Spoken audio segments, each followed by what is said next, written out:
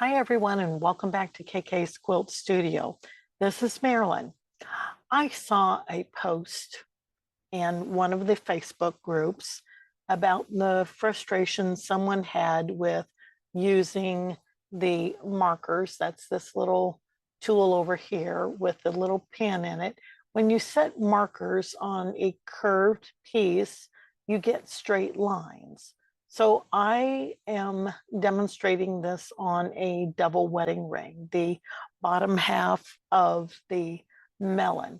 And I've set the points. I've divided the melon into the curve into about 4 parts. So I set a marker in the center and then the middle of each center and then on the ends. So I know the ends of this double wedding ring are going to be flat. That's lines, but we need a curved edge. We don't want straight line stitching from one to the other.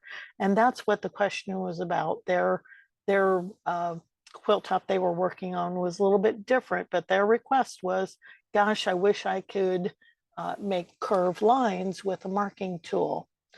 So I had a thought. And full disclosure, I am an art and stitch instructor. I like to use art and stitch where I can to fill in the gaps maybe that I'm not getting with other pieces of software. So this was my thought. So I set the markers on my double wedding ring, and then I went into connect markers, and that's where these straight lines come into play that they were commenting on. They wanted curves, and yes, I'd want curves on this double wedding ring too. So now that I have set my connections, the lines from marker to marker, I'm going to select that outline piece, and I'm going to go to Art and Stitch, which I know a lot of you are afraid of it. Please, please, please don't be afraid of Art and Stitch. Okay, just click on that little button. It sent us over here to Art and Stitch. So I don't want to use the Simplify Smoothen. And you'll see that, yes, my piece is pretty blocky. This top piece and the bottom of this piece are not smooth at all. They're not round. So here's my thought. I'm going to copy and paste, and that puts a duplicate copy right on top of it itself. So I'm going to select that first piece, and I'm going to change the color to change it to red. So I just selected from down here on my thread bar. Okay, so now in my sequence view, I have the red original pattern, and this one is the one I'm going to work on. Okay, again, I can't see, all I can see is one piece because they're right on top of each other. But here's where the magic comes in. So grab your reshape tool, and with that reshape tool, I'm going to click and hold down on my left mouse key, drag a bounding box around all 3 of those top nodes. All right. And then I'm going to right click and change those from line nodes to smooth nodes. That curved it nicely, didn't it? I'm going to repeat the same on the bottom. Select those bottom 3 nodes, right click, gotta be closer to that node, right click, and smooth. Okay, that gave me a nice curve top and bottom. So that's why I changed the original to red, so that I could see this as I changed the top layer. All right, I don't need that bottom layer anymore. I'm just going to keep working with this top layer, go back to my select button, apply stitches, and we're going to send it back to Q-Matic. Now it'll ask me to save, and I'm going to call it, I've tried this before, the double wedding ring melon. Okay, and save. And yes,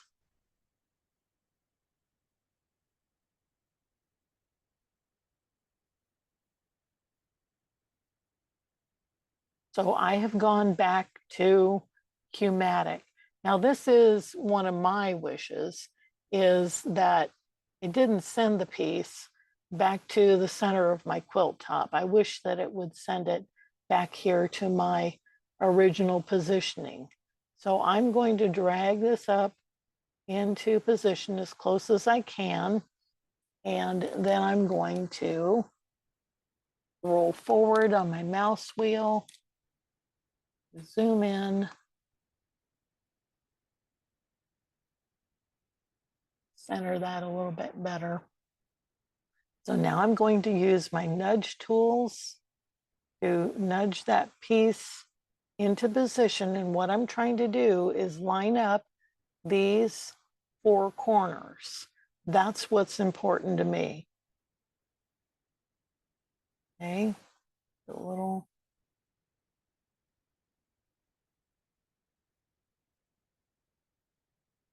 So my piece is still going right through those markers, but you'll see that now instead of the blue straight line, I have that curved line. So now I should be able to outline that piece, and I created curves in Art and Stitch. That's why I love Art and Stitch, and I hope that you won't be afraid to use Art and Stitch. It's not difficult at all. It's great for filling in where we may have gaps in the Q-Matic software, or just as a complement to the Q-Matic software. So think of it as a part of the software, as part of your quilting process. They work together so wonderfully, and I just encourage you to try it out and see if this won't work for your next curve piecing without having to set duplicate number of markers and still getting a bunch of straight lines.